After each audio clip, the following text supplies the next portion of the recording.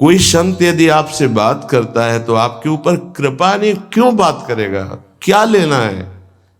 आपको लगता है हमारे द्वारा कुछ चलता है, हम कुछ हैं? नहीं नहीं, भ्रम मत करिए, कोई भ्रम मत करिए। आपके लिए वो आपसे बात करते हैं, आपके कल्याण के लिए आपसे बात करते हैं, आपके कल्याण के लिए वो आपको डांटते हैं, आपके कल्याण के लिए आपको दुलार करते हैं। दोनों बातें समझ लीजिए। जो लाडली लाल में चित्त लगाए हुए हैं उनको कहीं किसी सुख की आकांक्षा नहीं। सच्चाई से समझ लीजिए, अगर वो सुख का कहीं खेल खेलते तुम्हें नजर आ रहे हैं, वो तुम्हारे लिए, तुम्हें दुलार कर रहे हैं, निकल चलो। तुम्हें डांट रहे हैं, निकल चलो। तुम्हें प्यार कर रहे हैं, निकल चलो। तुम्हारे मन को अपने प्यार में फांस करके श्री जी के चरणों में समर्पित कर देना, यही काम है। ये सब संतों का यही कार्य है। तुम्हारे संसार के प्यार में फैले हुए मन को समेटकर अपनी वाणी, अपने प्यार के बल से उसे प्रियालाल के चरणों में समर्पित कर देना। पर आपके अंदर ये चाह हो जाएगी, तभी आप उस प्यार को समेटने में सहयोग दे पाएंगे।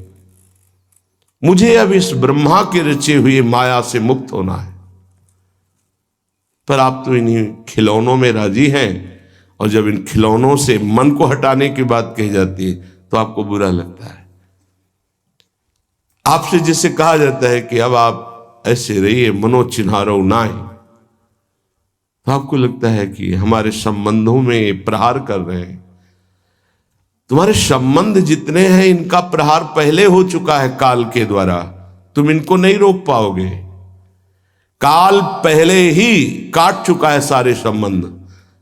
बस तुम संबंध का राग लेकर के यहां से जाओगे, दुर्गति हो जाएगी। और संबंध को प्रियालाल के चरणों में समर्पित करके जाओगे तो सदगति हो जाएगी, अनुराग हो जाएगा। जो आसक्ति संसार के संबंधों में है, वही आसक्ति जब संत महापुरुषों से हो जाती तो मोक्ष का खुला हुआ द्वार, ये भगवान कपिल देव जी कहते हैं। आप अपना अधिकार अपने में मत रखिए, गुरुजनों को दे दीजिए। अब हमारे जीवन की बागडोर आपके हाथ में है, आप जिस दिशा में चाहें ले चलें। हमारा केवल आपकी आज्ञा पालन करना कर्तव्य। तो कह रहे कदापि चिन्मयादुपरि चेत स्पृहा रोहणे। यदि तुम्हें इस चेतन अचेतन जगत से मुक्त होने की इच्छा जागृत हो गई है तो पहला, स्नेह का संबंध किसी से मत रखिए। स्नेह का संबंध केवल प्रियालाल से रखिए। वही स्नेह जो माता में, जो पिता में, जो भाई में, जो बंधु में, पत्नी में, पुत्र में, वही स्नेह प्रियालाल को चाहिए। आप और सब कुछ दो, भगवत प्राप्ति नहीं होगी। ये स्नेह दे दो तो भगवत प्राप्ति पक्की हो जाएगी। सबसे स्नेह करो श्यामा श्याम के संबंध से। हमारा स्नेह का संबंध श्यामा श्याम से, श्यामा श्याम के संबंध से स्नेह कोई फर्क नहीं पड़ेगा। पर आपको अभी ये कला नहीं आती है। आप जब तक एक बार समस्त संबंधों के स्नेह को बटोर कर प्रियालाल के चरणों में समर्पित नहीं कर देते, तब तक आपको लगेगा, वाणी से बोलोगे कि सब भगवत भाव से ही, लेकिन पूरा राग यही है, ये हमारे अमुक है, हमारे अमुक है। इसलिए इस रहस्य को समझो, पहले हटो, फिर जब वो राग अनुराग में बदल जाता है तो फिर पूरे विश्व से प्यार करो, कोई फर्क नहीं पड़ेगा। सब जीवन सो प्रीति रीति निवाहत आपनी, क्योंकि वो रीति जानता है। हमारी रीति श्यामा श्याम के संबंध से ही सबको मानना। एकांत की रति विधान करो, शब्दों को समझिए। एकांत की रति विधान करो, अर्थात हमारे हृदय देश में केवल इष्ट और गुरुदेव के सिवा किसी से प्रीति नहीं। पर बहुत इस बात से हम कमजोर हैं। कहीं न कहीं हम अपनी प्रीति, हमारा दोस्त है, हमारा मित्र है, हमारा रिश्ता है, हमारा संबंध है, तो श्री जी करुणा करके आपको लाई अपने संबंध पुष्ट करने के लिए। फिर भी आप अज्ञानवश उन्हीं संबंधों को पुष्ट करते हैं जिससे आपकी दुर्गति हो जाए। जो आपके अरे एक हिरन के बच्चा के संबंध ने एक जन्म नष्ट कर दिया, फिर और किसकी बात करे। इसलिए एकांत की रति विधान करो। एकांत की आपकी रति हो चुकी है, इसका परिचय आपके सामने भारी विपत्ति आई, मन केवल श्री जी में, भारी संपत्ति सुख संपदा केवल श्री जी में मन, यह है एकांत की रति। अब उसको कोई विचलित नहीं कर सकता। जहां विषयी जन रहते हैं, विषयी जन संभाषण करते हैं, उस स्थान में, उस भीड़ में, उन लोगों के बीच में अरुचि हो जाना। रतिम मदन मोहने विदधताम तदेकांतिकीम। एकांत की भक्ति, विरति, जन समुदाय, प्रपंच भाषण करने वाले, इनसे संबंध नहीं। ना संतु जनतापने प्रतिवसंतु वृंदावने। जनता अर्थात केवल विषय प्रपंच की वार्ता करने वाले, तापने, हृदय में ताप पैदा हो उनके संग नहीं, मुझे संग नहीं। कोई भी हो, प्रिया प्रीतम से तुम्हें मतलब नहीं, उनकी चर्चा से मतलब नहीं, उनके संबंध से मतलब नहीं, तो हमारा आपसे क्या संबंध। देखो, जगत के संबंध प्रियता दिखा करके भोग सामग्री दे सकते हैं, धन दे सकते हैं, व्यवस्था दे सकते हैं, पर प्रियालाल की प्रीति नहीं। पूज्य श्री रघुनाथ दास गोस्वामी जी जब अपने गृह का त्याग करके महाप्रभु चैतन्य देव की शरण में गए, तो 2-3 दिन जो महाप्रभु को भिक्षा आती थी उसी से महाप्रभु दे देते थे। उनको लगा कि नहीं, जीवन जब महाप्रभु को समर्पित है तो हमको जीने का ढंग सीखना चाहिए, कैसे हम विरक्त होकर के जिए। इतने में घर से भेजे हुए बहुत से सेवक, रुपया, सामग्री, रसोईया सब आ गया, क्योंकि बहुत बड़े धनी थे उनके पिताजी, और पिता के भाई दोनों के बीच में एक लाड़िले पुत्र थे पूज्य श्री रघुनाथ दास गोस्वामी, जिनकी समाधि राधा कुंड में विराजमान है। अब सुंदर सुंदर पकवान, भोग सामग्री घर के भेजे हुए रसोइये सब बनाते, प्रभु को भोग लगता, महाप्रभु चैतन्य देव को भी। और फिर विचार किया, क्या ये माता पिता के द्वारा दी हुई सुविधा वैराग्य में कलंक नहीं है? मेरा जीवन प्रभु के लिए, क्या मैं प्रभु आश्रित नहीं जी सकता? जब विरक्त हो गया तो माता पिता के द्वारा दी हुई भोग सामग्री से जीना निषेध है। प्रवृत्ति और निवृत्ति 2 मार्ग हैं। प्रवृत्ति मार्ग में स्वयं अधिकार हो जाता है पुत्र और पुत्री का माता पिता की संपत्ति पर, निवृत्ति मार्ग में नहीं, स्वीकृत नहीं है। निवृत्ति मार्ग में स्वीकृत नहीं। जिसने इस स्वीकृति को स्वीकार किया वो कच्चा ही बना रहता है पूरे जीवन, पक्का वो कच्चा बना रहता है। ये दृढ़ बात समझ लीजिए। आज तक इतिहास है विरक्तों का। निवृत्ति मार्ग पर अगर वैराग्य ले लिया तो माता पिता के द्वारा उसका भरण पोषण कभी नहीं हुआ। आप पढ़ करके देख लीजिए, चाहे कोई भी हो, किसी भी मार्ग का हो।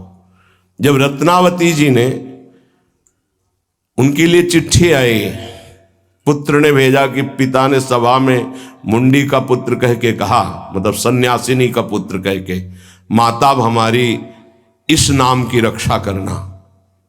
ये हुई चिट्ठी पढ़ी तो महल छोड़ दिया उसी समय, और नाई को बुलवाया, अपने जो राजरानी के बाल थे उतरवा दिया, और संत सभा में बैठ गए। आज से कहा राजअन्न का त्याग। अब ग्राम नगर के द्वारा दी हुई भिक्षा के द्वारा भरण पोषण होगा, इस राजा के द्वारा दिए हुए नहीं। और पति थे माधव सिंह। जब ये बात सुनी तो उनको भयंकर क्रोध हुआ। मेरे सामने मेरी पत्नी, मेरा इस तरह का अपमान, मारने का प्रयास किया, निष्फल है। अंततो गत्वा, चरणों में हाथ रख के माथा रखा है, पढ़ के चरित्र देख लेना। नहीं इनके महल में रहूंगी, नहीं इनका भोजन पाऊंगी। विरक्त होकर के माता पिता के द्वारा भरण पोषण होना, एक बार एक भिक्षा के लिए तो अनुमति है, अगर विरक्त हो गया है, एक भिक्षा अगर माता पिता करा दे तो वो स्वीकृत है, इसके अलावा नहीं। आप चरित्रों को पढ़ के देख, सिद्धांत से नहीं चलोगे तो 4 दिन बाद फिर उसी में आ जाओगे। जब हम विरक्त हो गए, पूरे विश्व का भरण पोषण प्रभु करते, तो मेरा नहीं करेंगे क्या? आज अगर कोई जुड़ा है तो वैराग्य और भगवत प्राप्ति के लिए जुड़ा है। हमारा संबंध संसारिक नहीं, भागवतिक। जिस मार्ग में हम हैं उस मार्ग में। रघुनाथ दास गोस्वामी को 2-4 दिन हुए, फिर अंदर आग लग गई। नहीं, पिता के द्वारा दिए हुए वैभव को नहीं भोगना, वापस। अब कैसे जिए? तो जहां सिंहपौर पर जगन्नाथ जी के सब भिक्षुक खड़े होते थे, उन्हीं के बीच में खड़े हो गए। अब जो बांटते हैं तो उनका स्वभाव है लेने वालों का दौड़ दौड़ कर आगे लेना। कभी कभी मिलता, उनको शांत खड़े रहते तो पा लेते, नहीं मिलता प्रसाद तो भूखे रह जाते। फिर विचार किया, इसमें खड़े होकर के भी एक वृत्ति बनी रहती कि आने वाला देगा, ये भी ठीक नहीं। एक जगह अन्न क्षेत्र में अन्न बंटता था, वहां से जाके लाने लगे। फिर विचार किया, विवेक धैर्य नहीं लेने देता।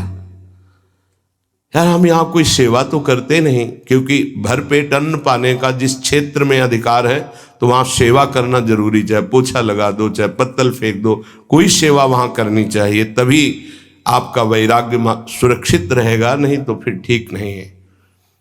वहां अन्य क्षेत्र में भी छोड़ दिया भोजन लेना। आप कैसे जिए? तो रात्रि में जो महाप्रसाद गाय को डाल दिया जाता था, गाय भी छक के जब नहीं पाती थी तो वो रात्रि के 10-11 बजे निकलते और वो महाप्रसाद जो पड़ा रहता उसको उठा के लाते, जल से धोते, सड़े सड़े निकाल के चावल, फिर उसे पाते। महाप्रभु ने पूछा, गोविंद, गोविंद दास सेवा में रहते, गोविंद ये रघु अब क्या पाता है? बोले, प्रभु बहुत वैराग्य से रह रहे। बताया तो उनका, अच्छा ऐसा अमृत अकेले अकेले पाता है, हमको कभी निमंत्रण नहीं दिया, अब हम चुपके से छीन के पाएंगे।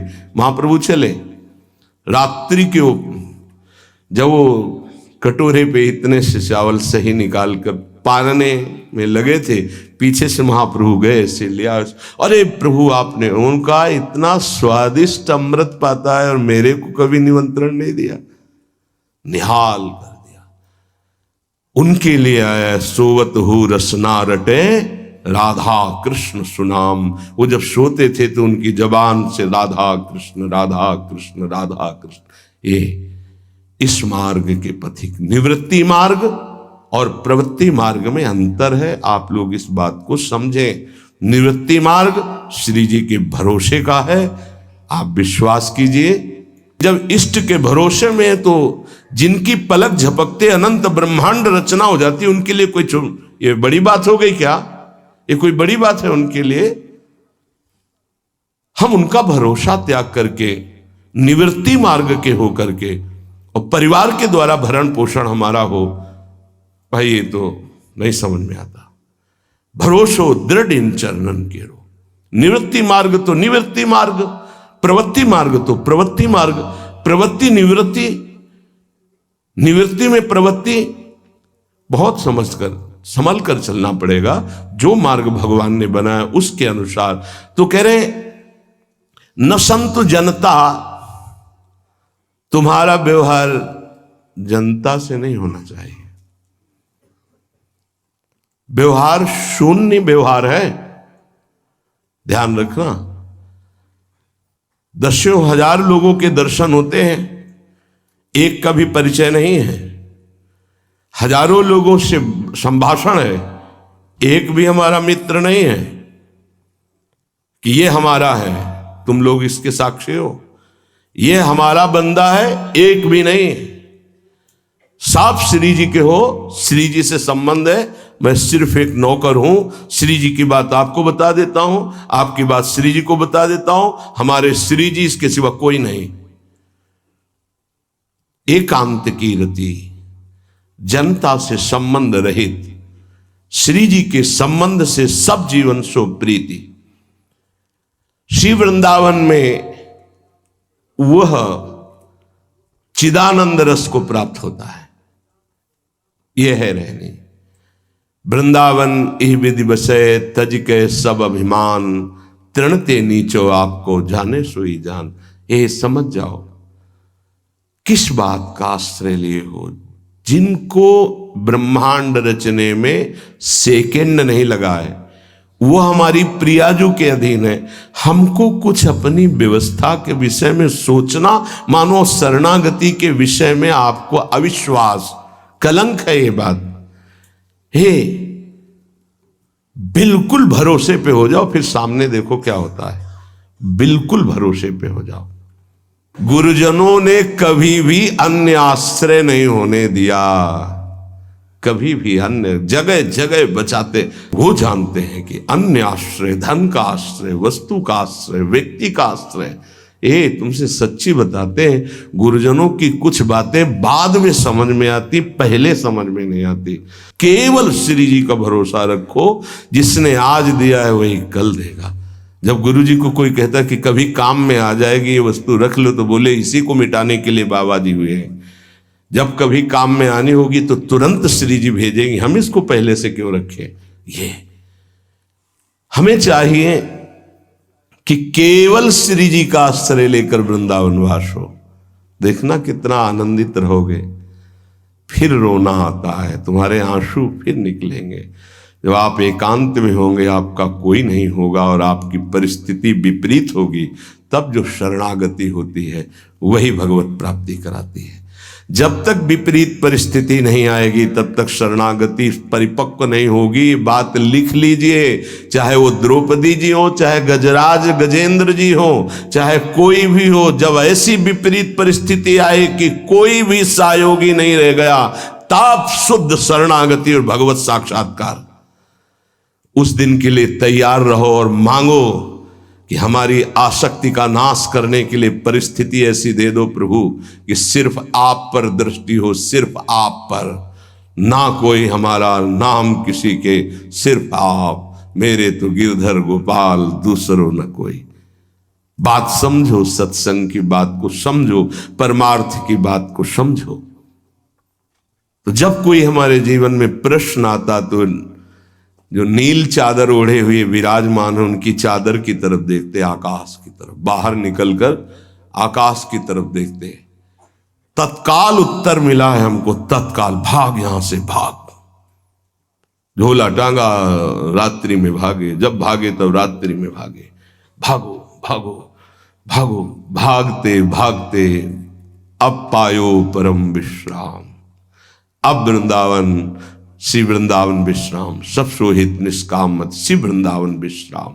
हे, भागते रहो, संबंधों से भागते रहो, आश्रयों से भागते रहो। एक आश्रय केवल हरि गुरु का, बस एक विश्राम स्थल। जैसे आप रखो, जैसे आप रखो, हम उसी में राजी हैं।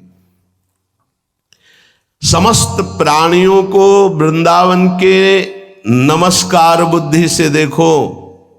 देखो यहां की रहनी, वृंदावनी विधि बसे तज के सब अभिमान, तृणते नीचो आपको जाने सोई जान। तृण से नीच अपने को जो जानता है, सबको नमस्कार करेगा। और सच्चाई में देखो तो ऐसा ही है, कुछ नहीं है। कोरा अहंकार केवल है। क्या है हमारे अंदर? कुछ नहीं। अगर गुरु कृपा न हो, प्रियालाल की कृपा न हो, तो कुछ नहीं। हाथ उठा के कहते हैं कोई बल नहीं है। बल है तो वो है, नहीं तो वो नहीं, तो कुछ बल नहीं। क्या बल है? आप देखो, अंदर से देख लो बैठ के, तुम्हारे अंदर क्या बल है। फिसल कर गड्ढे में गिरने का तो बल है, लेकिन गड्ढे से निकलने का बल तो नहीं है। फिसलने में क्या बल? फिसल कर गिरने का तो है, लेकिन गिर के संभलने का बल, ये केवल गुरु का बल है, ये केवल इष्ट का बल है। इसलिए श्री धाम वृंदावन का आश्रय और वास स्वीकार करो। सबसे छोटा अपने को समझो, समस्त प्राणियों को नमस्कार करो। क्यों? क्योंकि कहीं कोई वृंदावन में किसी का अपराध न बन जाए। नमंतु ननु जंतु कानिह नमंतु रस्तु क्वचित। कहीं ऐसा ना हो जाए यहां किसी भी जंतु का, किसी भी जीव का, किसी भी शरीरधारी का अपराध न बन जाए। अगर वृंदावन में कोई अपराध ना बनने पावे और सबको हम नमस्कार करके रहें और श्री जी का केवल भरोसा रहे, तो आप चमत्कार देख लेंगे, अध्यात्म आपके अंदर प्रकाशित हो जाएगा। जैसे जैसे अध्यात्म प्रकाशित होता है वैसे वैसे शांत होता चला जाता है, मन शांत होता चला जाता है, कोई वासना हृदय में नहीं रहती। पूज्यपाद श्री उड़िया बाबा जी महाराज से प्रश्न किया, पीछे वर्णन किया गया था कि बड़े बड़े महापुरुषों की ये लोग निंदा क्यों करने लगते हैं, क्यों द्वेष करने लगते हैं? वो तो किसी से द्वेष नहीं करते। जितने महापुरुष हुए उनकी निंदा हुई है, वर्तमान में जितने हैं तो आप देख लो सैकड़ों अगर नमस्कार करने वाले तो कुछ निंदक आपको मिलेंगे। ऐसा क्यों होता है? क्योंकि संत तो किसी से द्वेष नहीं करते, द्रोह तो उनके हृदय में होता नहीं, अद्वेष्टा सर्वभूतानाम। फिर ये क्यों होता है, निंदा क्यों करते हैं? तो कहते भगवान की दो शक्तियां, एक है माया और एक है प्रेम भक्ति। जो प्रेम भक्ति से विमुख उनके हृदय में माया शक्ति का प्रभाव रहता है, यद्यपि उनका द्वेष भी इसी से होता है। उनकी महानता देख करके वो वहां चल तो सकते नहीं, तो उनका द्वेष बन जाता है। महानता देख करके उसमें चल नहीं पाएंगे। जैसे कहावत में आता है कि एक अंगूर को बहुत कोशिश की पाने की, जब नहीं मिले तो कहा खट्टे हैं, प्रयास किया लेकिन नहीं मिला। तो उनका प्रयास माया जनित है, तो प्रेम या भक्ति या सद्गुण या भगवद आश्रय नहीं धारण कर पाते, तो उनको द्रोह हो जाता है संतों से। आप नरसिंह मेहता जी का चरित्र देखिए, बड़े बड़े भक्तों का, उन्हीं के गांव के लोग, उन्हीं के घर के परिवार के जनों ने ही द्रोह पैदा कर दिया। द्वेष, निंदा, मारने की चेष्टा, अपमान, ऐसे। अच्छा सोचो, उड़िया बाबा जैसे महापुरुष से क्या कभी ऐसा हो सकता है कि उनके मारने के लिए आदमी लगा दे? विचार करके देखो। पैसा देकर भेजा गया था कि सत्संग में जाके नाक काट लो। वो आदमी चुपचाप चाकू लेकर के आया और प्रणाम के बहाने तो संतों के सामने कौन रोकता, तत्काल चाकू निकाली और जे भी मारा तो हाथ पकड़ते पकड़ते चावल भर नाक में चल, मतलब थोड़ा सा ऐसे खून निकलने लगा। ऐसे बाबा ने रोका, पकड़ा और गुफा में ले गए। आज भी गुफा नीचे जो बनी हुई, बैठे और गरम दूध चीनी डाल के मंगवाया, पिलाया और कहा धैर्य धारण करो, बिल्कुल डरो मत, तुम्हें कोई नहीं मारेगा, तुमने ऐसा क्यों किया? तो रो पड़ा संत कृपा देख के और कहा बाबा मुझे इतने 1000 रुपये देने की बात कही गई थी कि बाबा मैं गरीब आदमी हूँ, पैसे के लोभ से बुद्धि मारी गई। उन्होंने कहा बस तुम ऐसे नाक में चाकू मार देना। ऐसा बाबा ने कहा कोई बात नहीं, कहाँ से आए हो? बोले हाथरस के हैं। बाबा ने ये नहीं पूछा कि किसने भेजा है। चतुरता इस बात की कि सब शिष्य थे, अगर ये पता चल जाए कि किसने तो उससे द्रोह हो जाएगा ना, बस इतना पूछा था क्यों तुमने ऐसा किया? तो बोले मुझे पैसा दे। ये नहीं पूछा किसने किया, क्योंकि उससे द्वेष हो जाएगा। अपने शिष्यों से कहा शपथ है हमारी, इसे डांटना भी नहीं और हाथरस की बस में सुरक्षित बैठाल करके आओ, चलो जाओ। बोलो ऐसे महापुरुष को फिर बाद में जो लीला, द्वेष की हद हो गई, संसार द्वेष की सूली पे चढ़ा दिया, जहर पिला दिया। मीरा जी को जहर पिला दिया, प्रहलाद जी को क्या? क्यों ऐसा करते हैं लोग? बोले माया से आसक्त चित्त वाले जब भक्त को देखते हैं तो उनके अंदर गाली देने का मन होता है, जलन पैदा होती, स्वभाव ऐसा स्वाभाविक है। उनके हृदय में इतना द्वेष पैदा होता है कि वो दुष्ट हृदय कैसे इनकी हानि हो, बस ये सोचते हैं कैसे इनकी। बड़ा विचित्र खेल है।